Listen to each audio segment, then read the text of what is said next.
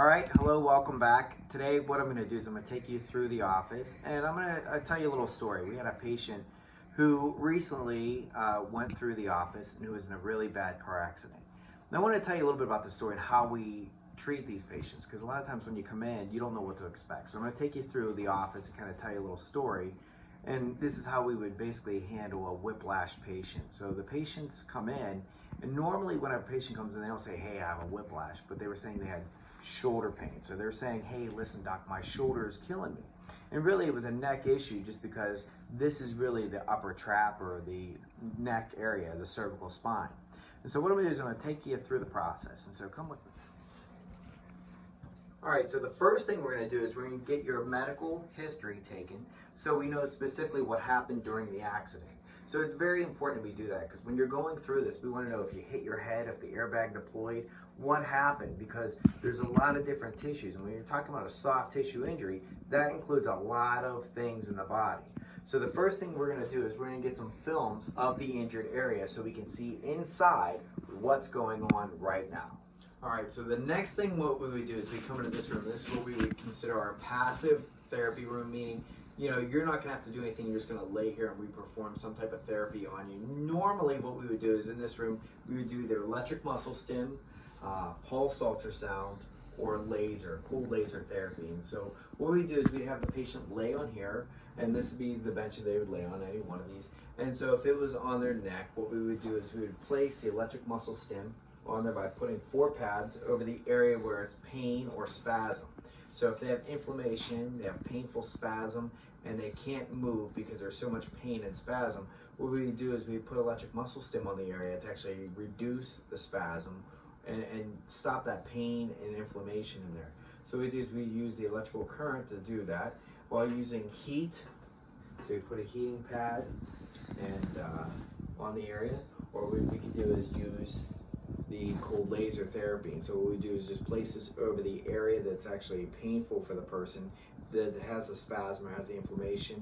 And so what we do is actually break that spasm by using this particular modality. Or we could also use the ultrasound, where we use the ultrasound gel, where we put the warm gel onto the person's body part.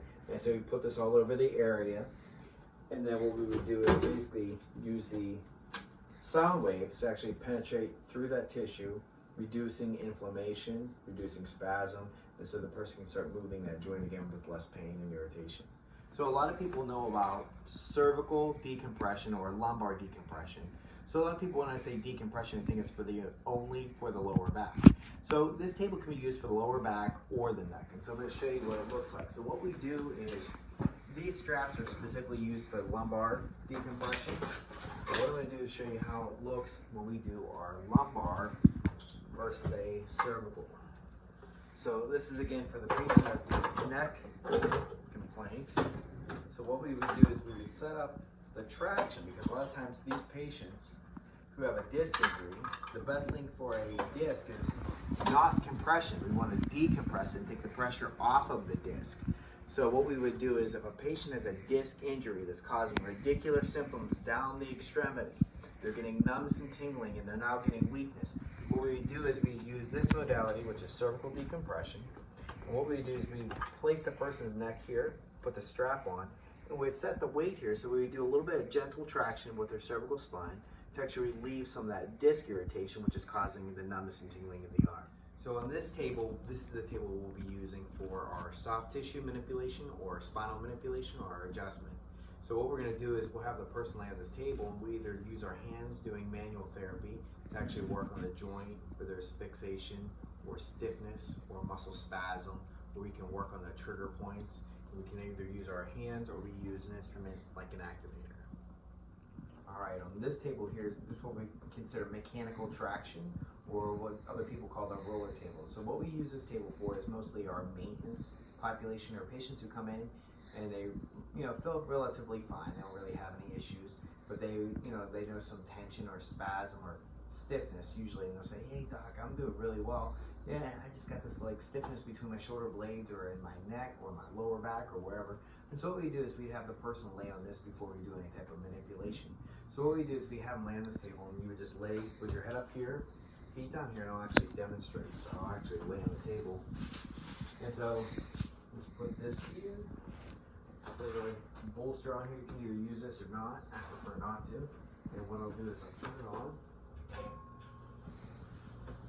And we're going to lay just like this.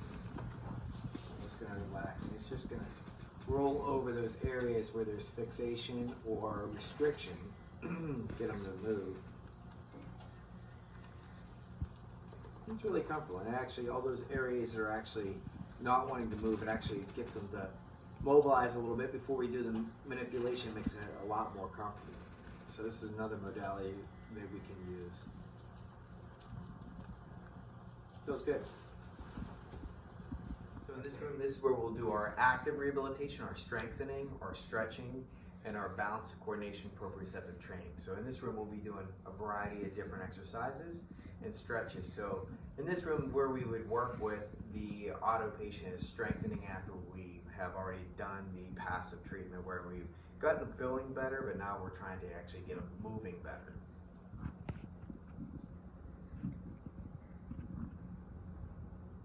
So in this room, this is our medical room. So this is where one of our medical providers would actually see the patient.